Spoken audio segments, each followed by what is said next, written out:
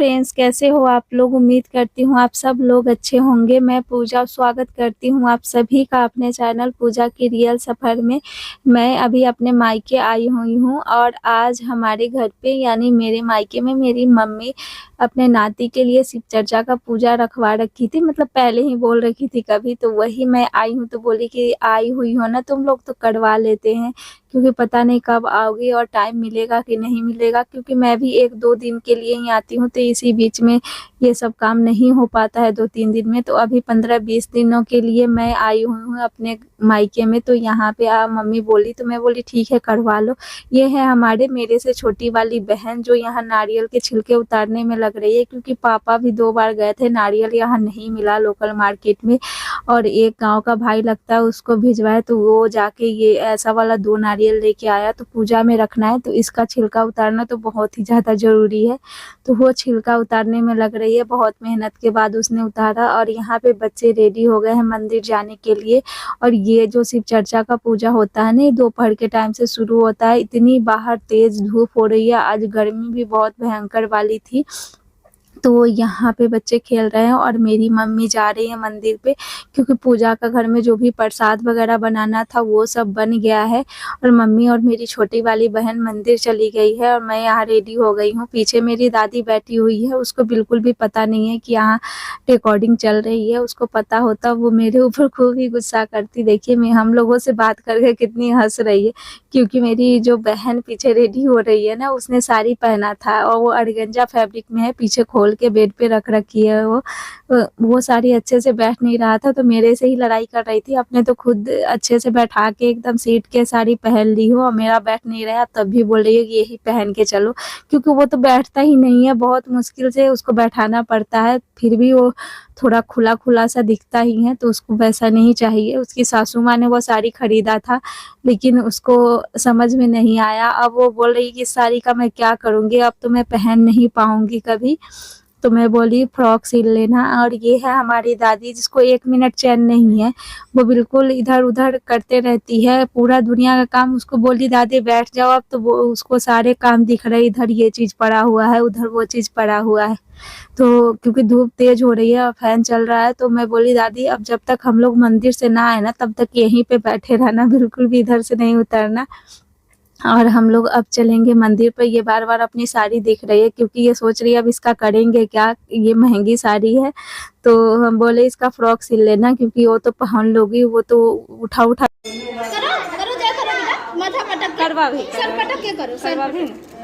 और ये जो बच्चा दिख रहा है ना, इसी के चलते शिव चर्चा रखा गया है। ये जब हुआ भी नहीं था और मेरी थोड़ी सी तबीयत ख़राब रहती थी, तो मम्मी बोली थी सब कुछ अच्छे से हो जाएगा तो शिव चर्चा करवा लेंगे। तो यहाँ पे इसी के चलते शिव चर्चा हो रहा है। और इसको नींद आ रही थी, तो इसको लेके अब चलेंगे घर पे। और गाँव की लोकगीत सुनिए आप लोग।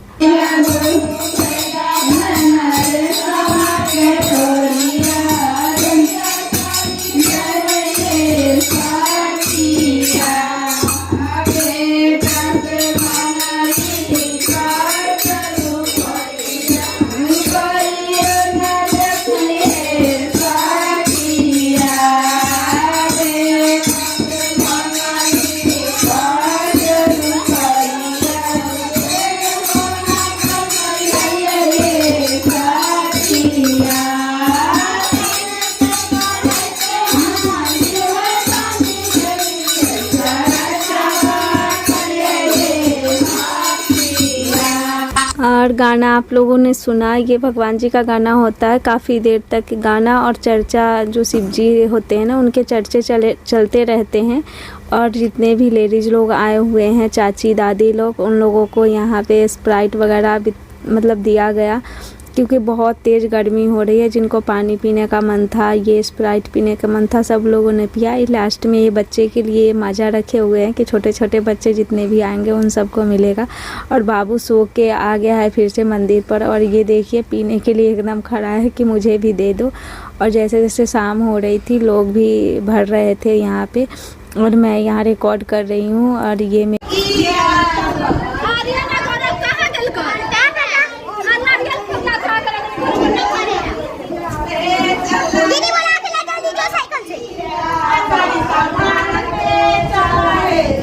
कैमरा में ना पूरा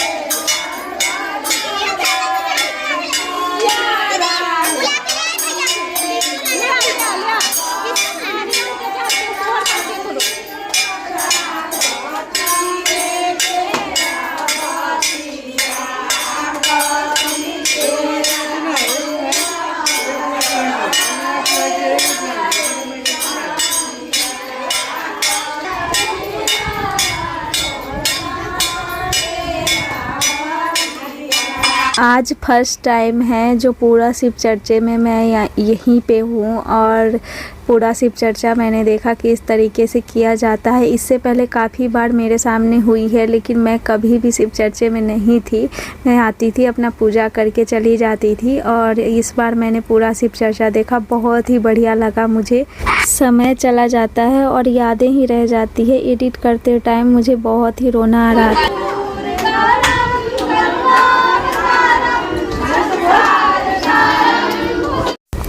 और आरती ख़त्म होने के बाद ये हमारी छोटी बहन है, सबसे छोटी, जो पूजा पे बैठी हुई थी क्योंकि मुझे ही बैठना था लेकिन बच्चे के साथ मैं बैठ नहीं सकती। बच्चे बार बार परेशान कर रहे थे तो इसी को बैठना पड़ा क्योंकि लगातार 5-6 घंटे तक पूजा जो होता है मंदिर के अंदर बैठा जाता है। तो मैं लगभग 1-1.5 घंटे बैठी हूँ, उसके बाद मैं आ गई थी।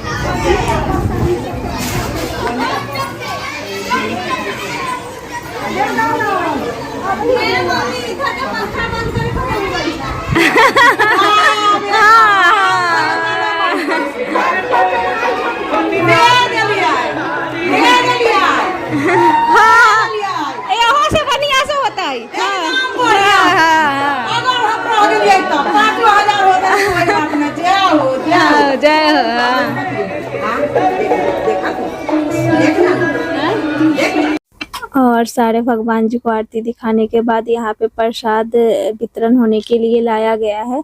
तो प्रसाद जो भी चढ़ाया जाता है एकदम ढक के अच्छे से, बिल्कुल उसको हिलाना डुलाना नहीं रहता है। और जितने भी प्रसाद चढ़ाए जाते हैं उसमें भगवान जी के शुभ चिन्ह कुछ न कुछ मतलब दिखने ही चाहिए, अच्छा होता है, शुभ माना जाता है। जो शिव चर्चा ये चाची जो करवाई थी वही बता रही थी। तो देखिए सब लोग उठ के देख रहे हैं कि किसमें क्या चिन्ह दिख रहा है। तो लाइट की थोड़ी सी दिक्कत है जिसके चलते यहाँ पे मैं नहीं दिखा पा रही हूँ। ये देखिए स्वस्तिक कितने साफ सुथरे तरीके से दिख रहे हैं। महादेव